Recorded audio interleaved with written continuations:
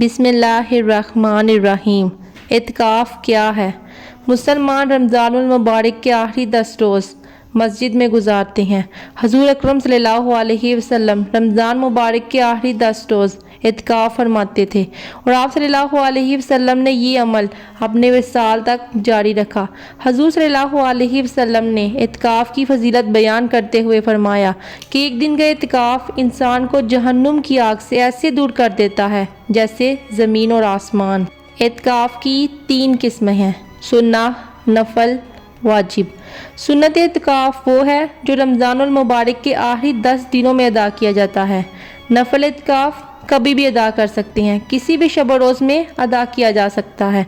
वाजिब इत्काफ उस सूरत में आप पर लाजिम हो जाता है जब आप अपने रब से ये वादा करें कि अगर मेरा ये काम हो जाए तो मैं इतने दिन के लिए इत्काफ अदा करूँगा, तो उसके बाद ये आप पर लाजिम है कि उस इत्काफ को अदा करें और इस इत्काफ को वाजिब इत्काफ कहते हैं।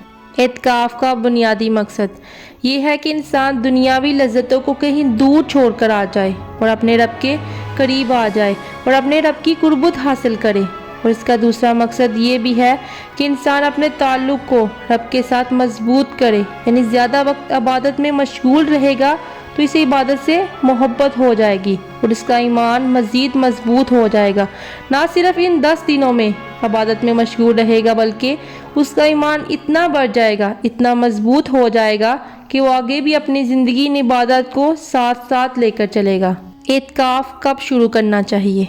इस पर मुख्तलिफ उलमा की मुख्तलिफ राय हैं। बहुत सी हदीस में आया है कि आप सल्लल्लाहु अलैहि वसल्लम इत्काफ का आगाज़ मगरिब की नमाज के वक्त किया करते थे, लेकिन इसके साथ साथ ये भी आया है कि आप सल्लल्लाहु अलैहि वसल्लम अपने इत्काफ का आगाज़ फजर की नमाज के साथ किया करते थे। हज़रत आयशा रज़ी अल्लाह ताला अन्हा से मरवी है कि आप सल्लल्लाहु अलैहि वसल्लम जब कभी भी इत्काफ अदा करना चाहते तो फजर की नमाज अदा करते और अपने इत्काफ की जगह दाखिल हो जाते। इत्काफ के लिए ज़रूरी शराइत।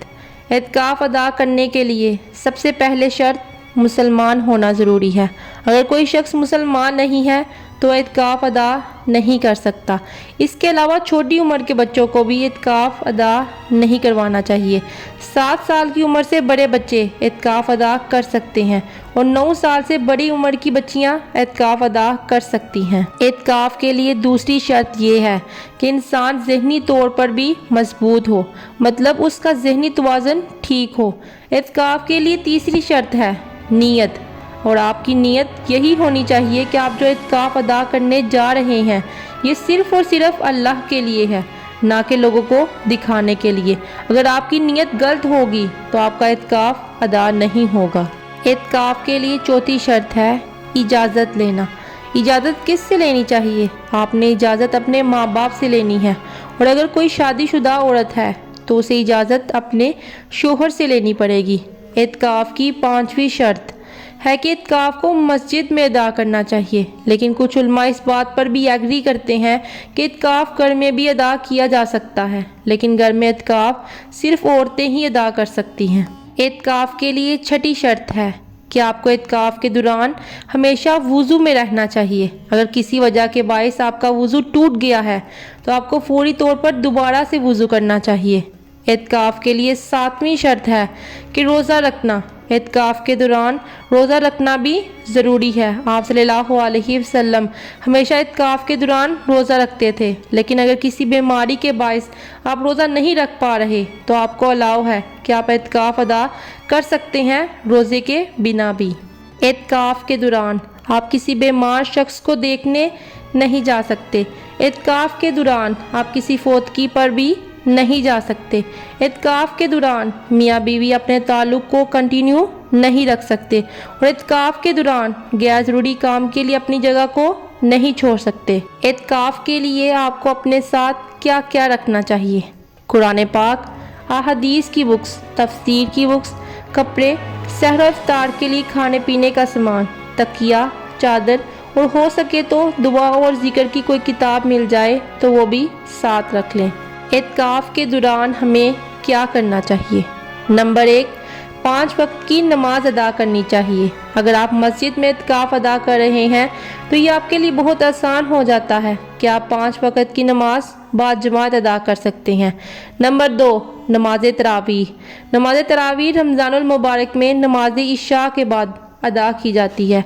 इसकी 8 से लेकर 20 तक रकात होती हैं। नंबर 3, नफली इबादत। एतकाफ़ के दौरान आपको बहुत सा वक्त मिलता है कि आप नफली इबादत कर सकें और अल्लाह का कुर्ब हासिल कर सकें। नंबर 4, कुरान पाक पढ़ना। एतकाफ़ के दौरान न सिर्फ आप कुरान पाक पढ़ें बल्कि कुरान को तफसीर से पढ़ें। नंबर 5, अहादीस को पढ़ना और कोशिश करना कि अपनी ज़िंदगी अहादीस के मुताबिक गुजारें। नंबर 6, दुआ। एतकाफ़ के दौरान अपने रब से दुआएं मांगे। नंबर 7, ज़िक्र। एतकाफ़ के दौरान आप अपना वक्त अल्लाह के ज़िक्र में मशगूल रखें। एतकाफ़ का असल मकसद यही है कि अल्लाह की याद में रहना। नंबर 8, एतकाफ़ के दौरान आप गैर ज़रूरी बातें ना करें। वो कौन सी चीज़ें हैं जिनसे एतकाफ़ टूट जाता है? नंबर 1, गलत नीयत, यानी आप अल्लाह के लिए एतकाफ़ अदा नहीं कर रहे बल्कि अपने दोस्तों को, रिश्तेदारों को या लोगों को दिखाने के लिए एतकाफ़ अदा कर रहे हैं, तो आपका एतकाफ़ अदा नहीं होगा। नंबर 2, मस्जिद को या एतकाफ़ की जगह को बगैर किसी शरई उज़र के छोड़ देना। अगर आपने बगैर किसी ज़रूरी काम के मस्जिद को छोड़ दिया तो आपका एतकाफ़ टूट जाएगा।